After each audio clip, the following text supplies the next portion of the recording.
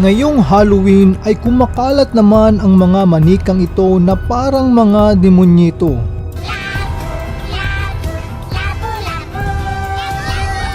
Ang tawag sa kanila ay Labubu Monsters. Ipapakita ko sa inyo ang madilim na sikreto sa likod ng mga manikang ito dahil maraming tao ang nahuhumaling dito. Pinopromote ito ngayon ng mga sikat at mga maimpluwensyang tao katulad ni Marian Rivera, Vice Ganda at marami pang iba. Ngunit saan ba ito nagmula? Bakit ito sikat na sikat? At kung tunay kang Kristiyano, dapat ka bang bumili nito? May satanic agenda kaya sa likod ng mga manikang ito? Yan ang aalamin natin sa video na ito. Ang Labubu ay nilikha ni Kasing Lung noong 2015 bilang bahagi ng kanyang serye ng mga aklat para sa mga bata. At ang pamagat ng seryeng ito ay ang mga halimaw. Kabilang sa mga klase ng halimaw ay ang si Momo, Taikoko, Spooky at ang pinakasikat na Labubu. Ang mga halimaw na ito ay inspired sa Nordic mythology. Pero habang pinapanood ko itong interview ni Kasing Lung, sa tingin ko ang mga manikang ito ay inspired ng Diablo.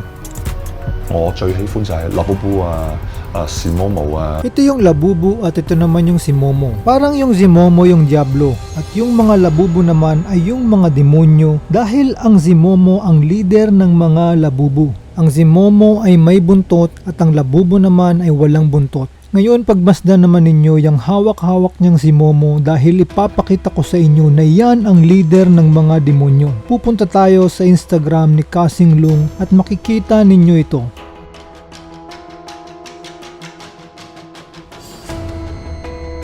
So ito yung pinaglilingkuran ni Kasing Lung at kaya pala sikat na sikat ang Labubu kasi inspired ng Diablo. 好留意我入邊我背後我帶出嚟嘅信息，我好唔希望係我淨係睇完你嘅嘢即係買完你嘅嘢。 Dito makikita ninyo na lumapit yung Diablo kay Kasing Lung. Pagkatapos itinaas ni Kasing Lung ang Diablo. At dito na lumabas ang mga demonyo. Dito na nagsimula ang paglilingkod ni Kasing Lung sa Diablo. At ito ang ating katibayan. Ito ang simbolo ng mga Illuminati. Makikita natin na may UFO sa tuktok ng Tatsulok. Sino ang nasa loob ng UFO? Siyempre mga alien. Sino naman ang mga alien? Para malaman yan ay bumalik tayo sa Instagram ni Kasing Lung. Hanapin natin ang picture ni Satanas. Tignan natin ang description. I-click natin itong alien666_official. I-click ang accounts. I-click ang profile, videos, at i-click natin itong pulang baby na alien. Dito mag-evolve yung alien, fast forward, at sasakay siya sa UFO. So sino ba yung alien? Balik tayo sa videos at panoorin natin itong may drawing. Dito natin malalaman kung sino yung alien. Makikita natin dito yung artwork na ginawa ni Kasing Lung.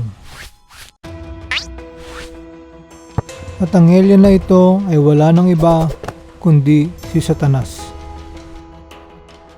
So ang nasa taas ng triangulo ay ang Diablo at nasa ilalim naman ito ang pyramid sa Egypt. So sino naman yung nasa loob ng pyramid? Ito si Lisa ng Blackpink. Siya ang isa sa mga dahilan kung bakit sikat na sikat ang Labubu. Mayroon siyang 104 million na followers sa Instagram. Siya ang nagpa-trending ng Labubu nang i-post niya ang mga Labubu sa kanyang Instagram. Kaya naman lalong sumikat ang mga halimaw na ito. Ngunit may madilim na katotohanan sa likod ng kanyang impluwensya. Dahil ang Blackpink ay nasa ilalim ng kapangyarihan ng Illuminati. Mapapansin mo ito sa pamamagitan ng mga signs at symbols na ginagamit nila. Katulad ng pyramid sa Egypt. So makikita natin dito na nasa loob si Lisa ng pyramid sa Egypt. At nasa likod niya ang ipinagbabawal na puno at prutas. Ngayon alam na natin kung sino yung nasa loob ng pyramid. Siya yung nag-promote ng Labubu. At ang susunod niyang ipro-promote ay ang ipinagbabawal na prutas. At alam natin na dito unang pumasok ang kasalanan at kamatayan.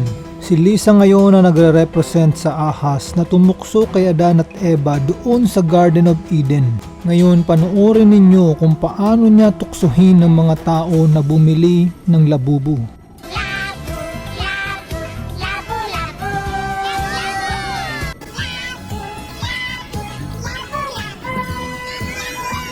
So pagkatapos niyang i-promote ito ang nangyari. kumagat ng mga tao sa mansanas. Ang pinaka-target talaga ni Satanas dito ay yung mga bata.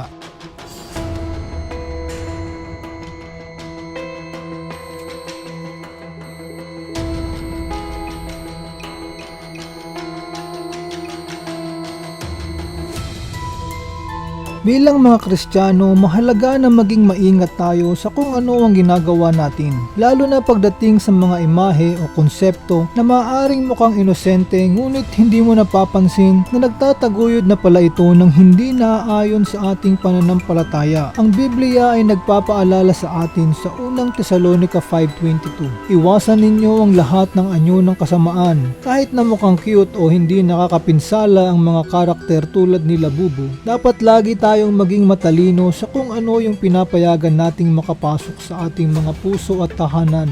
Hanapin natin ang mga bagay na lumuluwalhati sa Diyos at nagpapasigla sa ating espiritu kaysa yakapin ang mga bagay na nagtutulak sa atin patungo sa mga makawandong bagay.